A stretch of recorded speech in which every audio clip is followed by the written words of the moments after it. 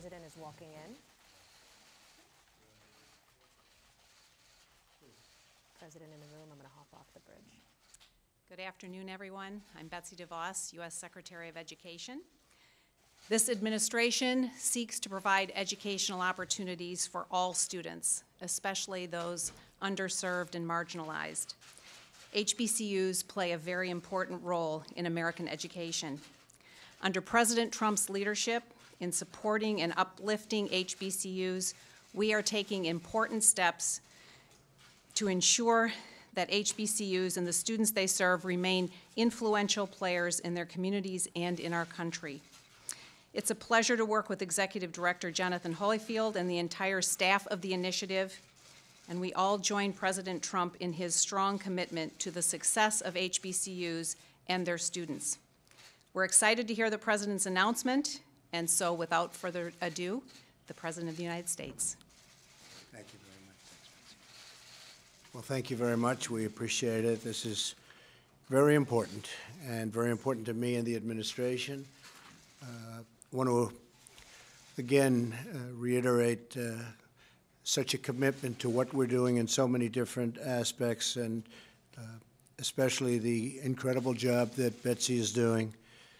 And I think you're seeing the fruits of that labor, and you will see it over the years, definitely. I want to begin by expressing our tremendous gratitude to Jonathan Holyfield and the members of the White House Initiative and historically black colleges and universities throughout our country. They're working hard, doing well, and we're making a very big commitment to them today. Since I signed, and by the way, Jonathan? Yes. There's Jonathan.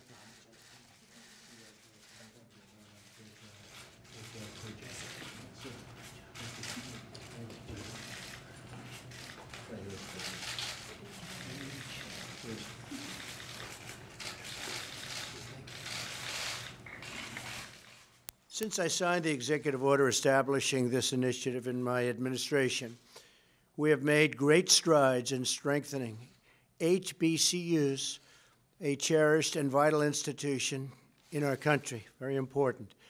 I'm proud to say that my budget continues America's commitment to helping HBCUs improve their competitiveness, requesting more than $500 million for HBCU-focused programs.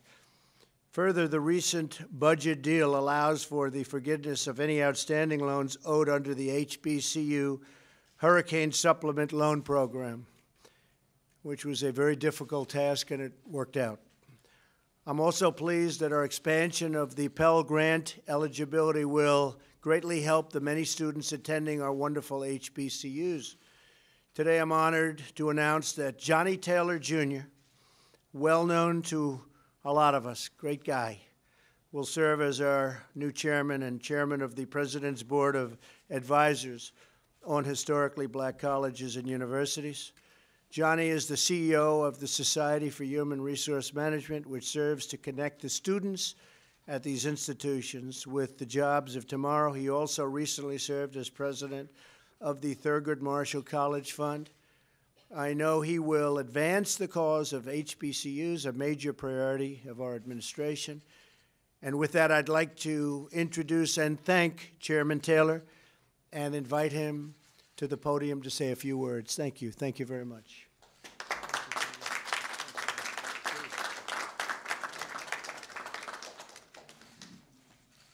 Thank you, President Trump and Secretary DeVos.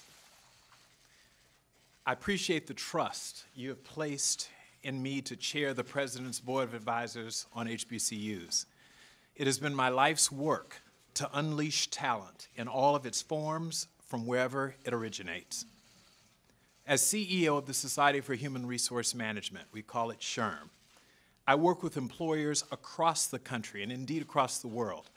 No matter their industry, size, or longevity, today's organizations all share the same challenge: closing the skills gap while building diverse, inclusive, engaged workforces.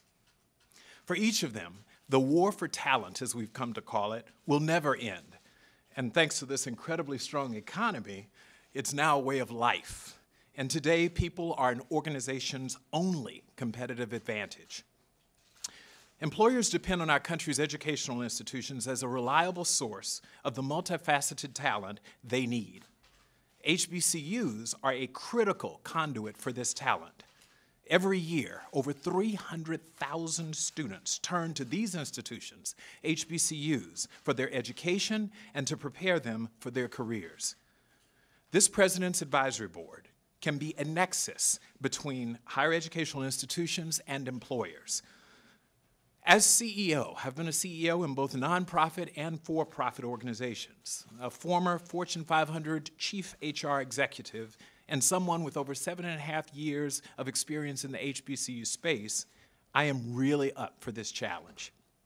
At SHRM, we are experts. We are the experts on people and work and on building powerfully diverse organizational cultures that drive success.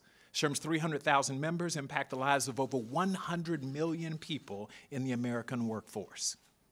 By working together across all sectors, the HR profession, HBCUs, and this advisory board, we can strengthen the relationship between education and employers. We call it the 2 E's.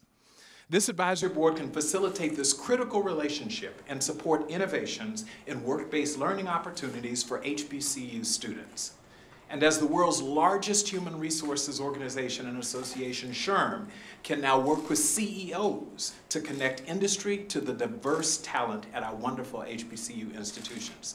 This board has an incredible opportunity to highlight HBCUs as wellsprings of the diverse talent American employers want and need today. HR and education, along with the support of this administration, must move together forward. I look forward to working with Secretary DeVos, Jonathan Hollyfield, and the White House HBCU Initiative team. Thank you, Mr. President. Congratulations.